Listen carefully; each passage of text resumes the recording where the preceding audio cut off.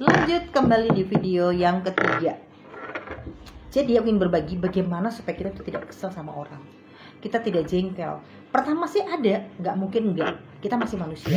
Ada yang namanya kita kesel, ada yang namanya kita gimana sih, gergetan gitu sama orang yang nggak suka gitu. Karena tapi jangan berlama-lama. Satu hal supaya kita tidak kesel sama seseorang, ini yang aku praktekin ya.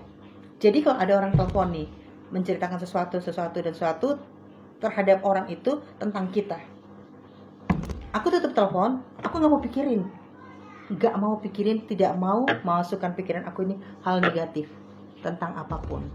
Karena itu kalau kita masukin hal yang negatif pikiran kita biarkan, itu akan berkembang menjadi hal yang lebih lagi, kita merasa tersakiti banget. Stop.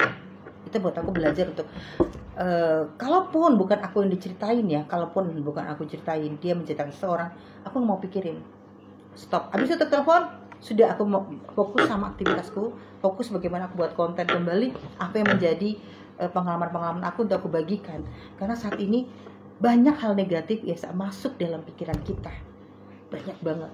Kalau kita membiarkan itu berkembang, maka kita akan kesel dan lebih lagi nyebelin sama orang itu.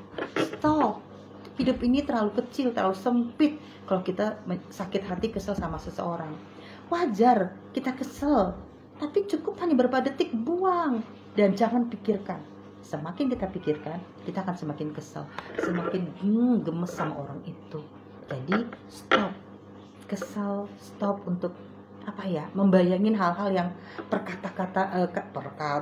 kata-katanya mereka. Stop. Aku pernah mengatakan sama Tuhan, Tuhan, angkat semua pikiran aku disakiti, angkat, buang, lepaskan supaya aku tidak mengingatnya lagi. Karena aku mau berpikiran positif supaya kita hidup itu tenang, bahagia, beneran loh. Jadi jangan pernah mengembangkan pikiran negatif, perkataan negatif orang lain terhadap diri kita. God bless you.